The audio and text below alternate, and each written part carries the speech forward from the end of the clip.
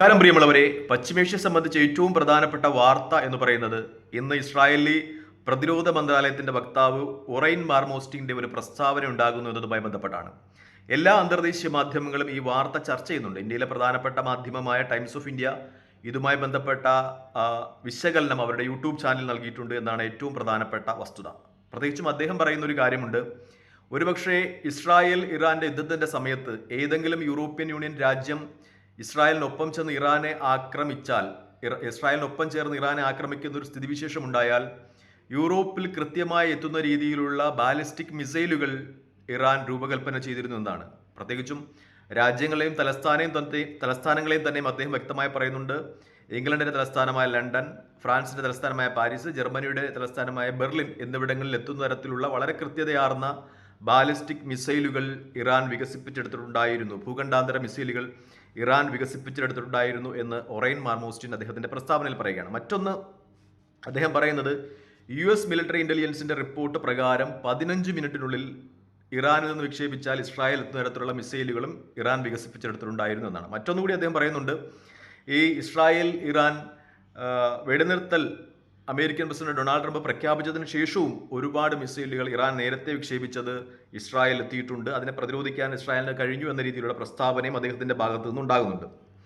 അദ്ദേഹം പറയുന്നത് 2 തരത്തിലുള്ള ഭീഷണികൾ കൊണ്ടാണ് ഇസ്രായേൽ ഇറാൻ ആക്രമിച്ചത്. ഒന്ന്, ഇറാന്റെ ന്യൂക്ലിയർ ബോംബ്, അത് വളരെ അടുത്തായിരുന്നു. അദ്ദേഹം പറയുന്നത് മണിക്കൂറുകൾ, വിത്തിൻ ഹവേഴ്സ്, 11 മണിക്കൂറുകൾ കൊണ്ട് ഒരുപക്ഷെ ഇറാന് ന്യൂക്ലിയർ ആയുധങ്ങൾ നിർമ്മിക്കാൻ പറ്റാവുന്ന ഒരു തരത്തിലായിരുന്നു. അതുകൊണ്ടാണ് ഇസ്രായേൽ ഇറാനെ ആക്രമിച്ചത്. മറ്റൊരു കാരണം കൂടി അദ്ദേഹം പറയുന്നുണ്ട്, അവർ വ്യാവസായിക തലത്തിലേക്ക് മിസൈലുകൾ ഉത്പാദിപ്പിക്കുന്നതിന് വളരെ അടുത്തെത്തിയിരുന്നു. അതായത് ഇറാൻ വ്യാവസായിക തലത്തിലേക്ക് ലോകത്തിലെ ഏറ്റവും കൃത്യതയാർന്ന നമ്പർ 1 ബാലിസ്റ്റിക് മിസൈൽ ഉത്പാദന രാജ്യമായി ഇറാൻ മാറുന്നതിൻ്റെ പടിവാതിലെത്തിയിരുന്നു. അതായത് അതിന് വളരെ അടുത്തെത്തിയിരുന്നു. അങ്ങനെ 2 കാരണങ്ങൾ കൊണ്ടാണ് ഇസ്രായേൽ ഇറാനെ ആക്രമിച്ചത് എന്ന ഒരു പ്രസ്താവന ഒറൈൻ മാർമോസ്കിൻ നടത്തുകയാണ്. എന്തായാലും ഇതുമായി ബന്ധപ്പെട്ട് വലിയ ചർച്ചകൾ അന്താരാഷ്ട്ര മാധ്യമങ്ങൾ നടക്കുന്നുണ്ട്.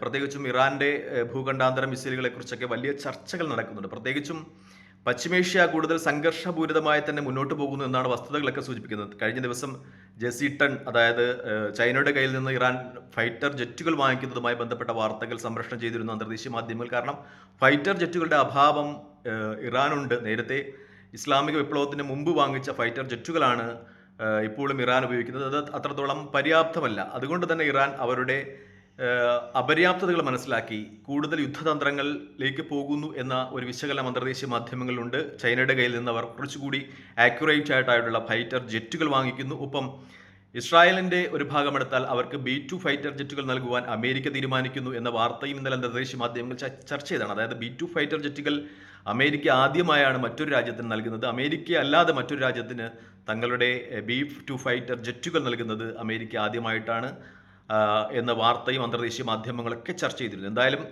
പശ്ചിമേഷ്യ കൂടുതൽ സംഘർഷഭരിതമായി നീങ്ങുന്നു എന്ന റിപ്പോർട്ടുകൾ തന്നെയാണ് മാധ്യമങ്ങൾ നിലനിൽക്കുന്നത്. തൽക്കാലം ഈ വീഡിയോയുമായി ഇവിടെ വാങ്ങണം. മറ്റൊരു വീഡിയോയുമായി കാണുന്നവരെ നന്ദി, നമസ്കാരം, ജയ് ഹിന്ദ്. വീഡിയോ ഇഷ്ടപ്പെടുന്നുണ്ടെങ്കിൽ ലൈക്ക് ചെയ്യുക, ഷെയർ ചെയ്യുക, കമന്റ് ചെയ്യുക. മറ്റൊരു വീഡിയോയുമായി കാണുന്നവരെ ജയ് ഹിന്ദ്.